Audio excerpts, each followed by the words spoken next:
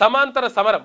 ఇటు పార్టీల పరంగా 42% రిజర్వేషన్లు, అటు సుప్రీంకోర్టులో న్యాయ పోరాటం. ఈ పార్టీల పరంగా మాకేం అవసరం లేదు, క్లియర్గా చెప్తా ఉన్నారు బీసీలు. బీసీ సంఘాలు కానీ బీసీ ప్రజలు కానీ చెప్తున్నటువంటి మాట ఏంటంటే, మీ పార్టీల పరంగా మీరు వేసేటువంటి పిచ్చం మాకు అవసరం లేదు.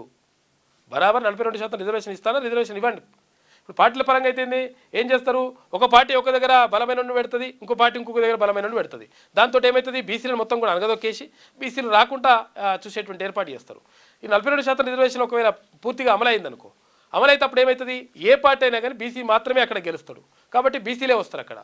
అట్లా ఉంటుంది అనమాట. కాబట్టి ఇది పార్టీలతో ఇస్తా అంటే అది నా మోసం అన్నట్టు.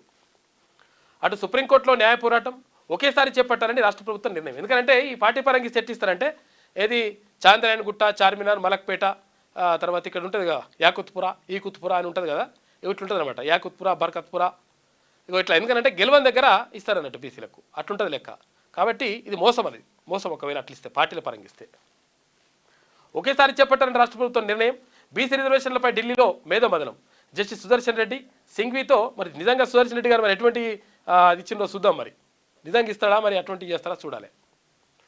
జస్టిస్ సుదర్శన్ రెడ్డి సింఘ్వీతో మంతనాలు. వేణుగోపాల్తో ముఖ్యమంత్రి మంత్రుల భేటీ. ఇవాళ బీహార్కు రేవంత్ రెడ్డి మంత్రుల బృందం వెళ్తుందట. ఎందుకంటే అక్కడ బీహార్ ఎలక్షన్స్ ఉన్నాయి కదా, ఎన్నికల ప్రచారంలో అక్కడ రాహుల్ గాంధీతో కలిసి ప్రచారం చేయడానికి. ఫామ్ హౌస్లో మానవ మృగాలు, వాటిని పట్టుకొని బంధించాలి. హెచ్సిలో ఏనుగులు, సింహాలు లేవు, ఏఐ టెక్నాలజీతో సృష్టించారు. కోదండరామును 15 రోజుల్లో తిరిగి చట్టసభలకు పంపుతాం, ఎవరు అడ్డొస్తారో చూస్తాం. ప్రపంచంతో పోటీ పడేలా ఓయూ అభివృద్ధి, 1000 కోట్ల రూపాయలు ఖర్చు చేసేందుకు సిద్ధం. వచ్చే 6 నెలల్లో 40,000 ఉద్యోగాలు, 2.5 ఏళ్లలో 1,00,000 ఉద్యోగాల భర్తీ లక్ష్యం అని చెప్పేసి, డిసెంబర్లో మళ్ళీ ఓయూకి వస్తా, ఆర్ట్స్ కాలేజీ ముందు సభ పెడతా అని చెప్పేసి రేవంత్ రెడ్డి అంటుండు ముఖ్యమంత్రి. ఉస్మానియా విశ్వవిద్యాలయంలో పలు భవనాల ప్రారంభం, శంకుస్థాపన.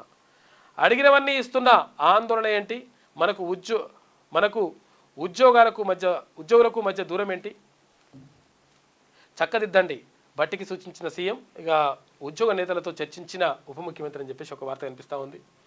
నిన్న ఉస్మానియా యూనివర్సిటీలో కొత్త హాస్టల్ భవనాలను ప్రారంభిస్తున్న సీఎం రేవంత్ రెడ్డి. చిత్రంలో మంత్రి అడ్డూరి లక్ష్మణ్ కుమార్, ఇక OU VC professor Kumar, arts college principal మా ప్రొఫెసర్ అయిన professor Kasim, Telugu department arts college ప్రిన్సిపల్గా చేస్తున్నాడు. వీళ్ళందరూ కూడా నిన్న కార్యక్రమానికి హాజరైనరు.